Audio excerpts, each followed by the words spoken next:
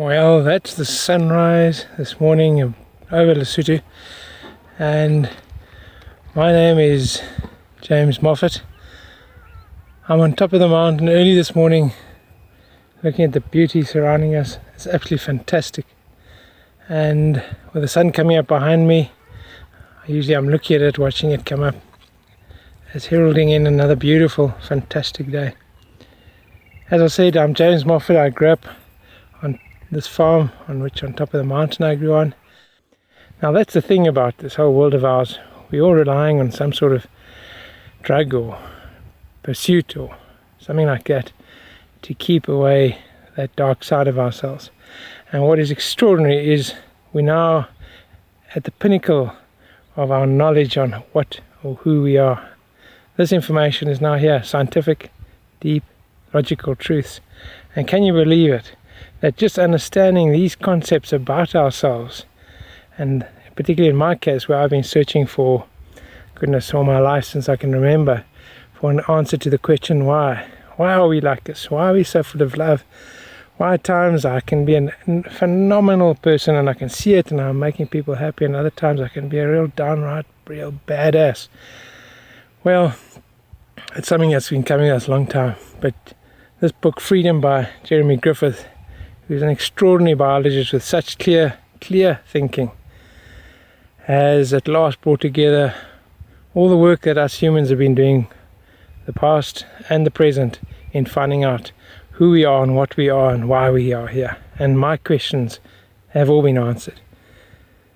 Thank God.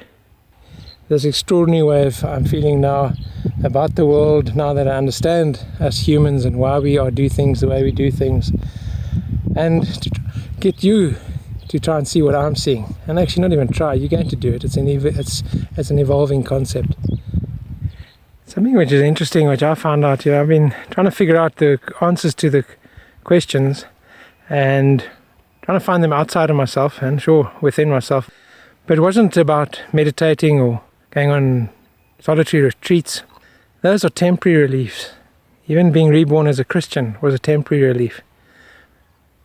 What this is extraordinary is it answers the questions, it slots into all the parts which are missing parts in my brain and in my heart.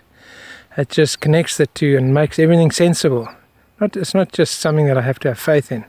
It actually bloody well works. And this is extraordinary about it, and what makes me excited all the time now, and seeing that every one of us have that potential. Every person on this planet has got this extraordinary potential to do this, complete this, get this information, take it in and change the way we are. It's extraordinary. It's a bloody mind blow.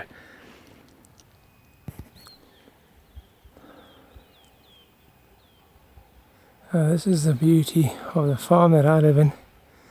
Another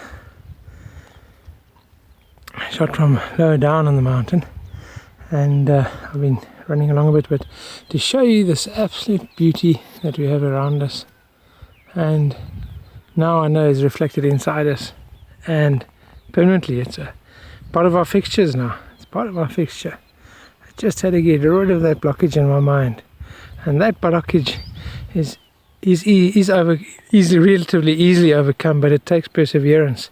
You just got to keep at it, and that is the nature of us. If you consider us humans, we're extraordinary, phenomenally magnificent species on this planet that can do extraordinary, beautifully magnificent things. And what we're doing at the moment is extraordinary, but at the same time, in this pursuit of knowledge, we're creating havoc in our wake. These are farm soils which farmers, because they are dealing with the same crisis of the human condition, are wanting to control it. They can't control their own urges, so let's control nature. And at the same time, we're really blasting it apart around the world.